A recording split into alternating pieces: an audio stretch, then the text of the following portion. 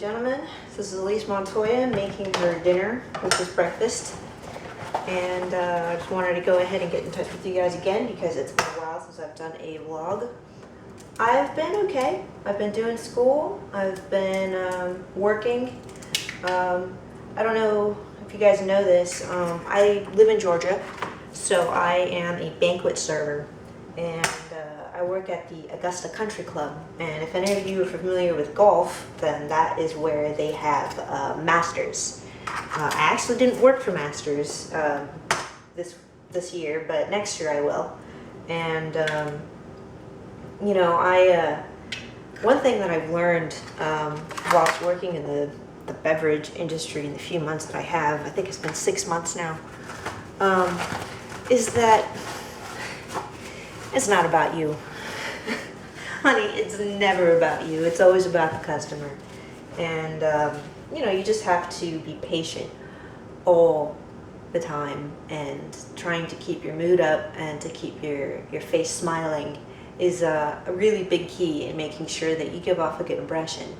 I know tomorrow is the first time that we're going back to having our regular Sunday brunches, which is a kind of a special thing that we do in the upstairs region of the country club, where the members can bring their families and they can have they have a buffet that they just go ahead and serve themselves, and us servers, we get them their drinks, we get them whatever it is else that they need, and we write their tickets and you know, bid them a good day.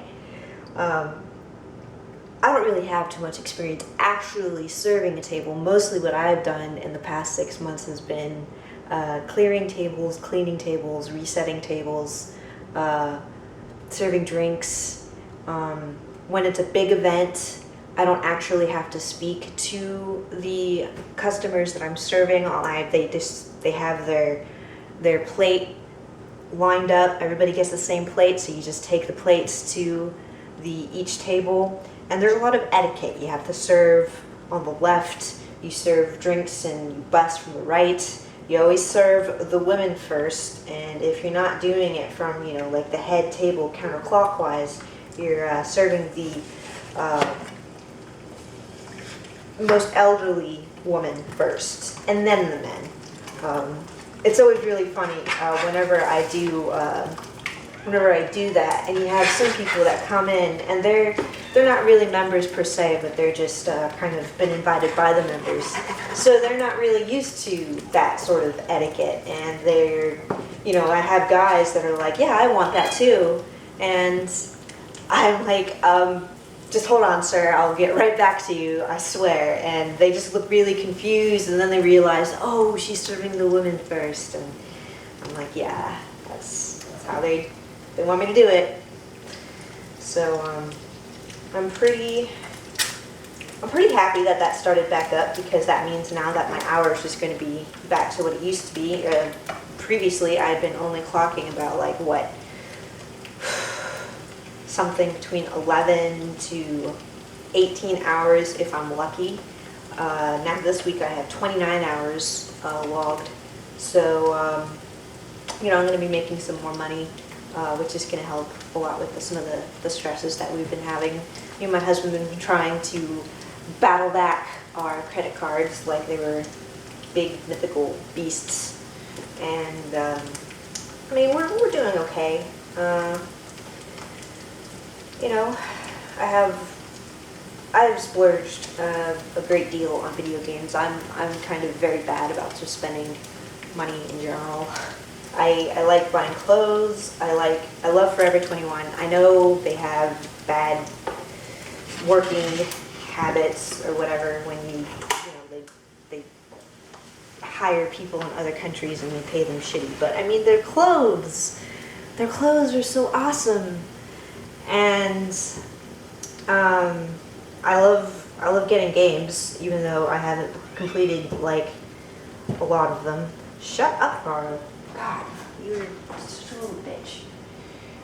Sorry, that was my cat. We have 3 cats now, and the youngest one is 7 months old and seems to have separation issues and just generally loves attention. I think that was our fault. We found him when he was like 3 months old, so he was actually separated from his mother far too young, and he ended up kind of imprinting on my husband actually as his mother. And my husband showered him with love, and I did too, as much as I could, because he didn't really want anything to do with me at first. And now he's just this little attention whore that we have to deal with. Anyway, I'm pretty much done with my breakfast. Eikasia, I have not started Eikasia yet because I've been behind in everything. I've been behind all week, all this month, all these past couple months. I've just been fucking behind. I'm sorry. But I will be getting to it. I know the updates have not been quite as lengthy as some of you guys have been used to over the years. They've been clocking around 3,000 words and stopping there. But the next update, hopefully, cross your fingers, will not provide any real challenges for my brain, and you will have something fairly awesome to go ahead and read. Akumu Love Panic. If you have not checked out Akumu Love Panic yet, please do. It's kind of a real. It's a more modern piece, and as my husband puts it, apparently kind of more of a modern.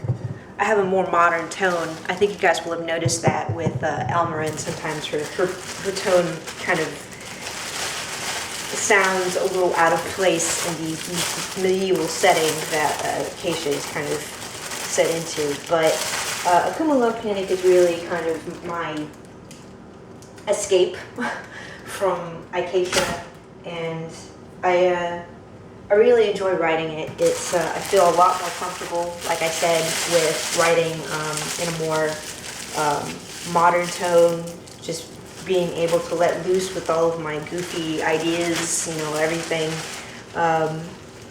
It's kind of an homage to, just extreme Asian cinema. I don't know if you guys have ever seen, like, Ichi the Killer, Sympathy for Mr. Vengeance, like things like that.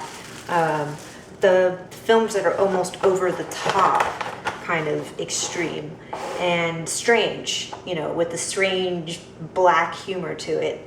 And there's also, of course, anime and manga. It's another big inspiration for Akumu Love Panic. But it's a story about this American girl who had some troubles back in the States, so she ends up coming to live with her father in Japan, who's actually American, and her mother is Japanese and living in America.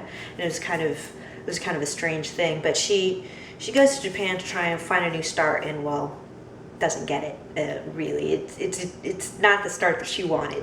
So please go ahead and check it out. It's I have it in the links page. Probably be putting it on this YouTube page. It's really coming along. I think I've got it up to chapter 7 now, and chapter 8's coming out this Monday, and I'm really looking forward to writing it. So yeah, just go ahead, check it out, and let me know what you guys think. If you guys can, please drop a rating for Akumu Love Panic on Web Fiction Guide, and vote for it on the top web fiction. Same thing as always for Eikasia. If you haven't done that already, go ahead and please just drop a line.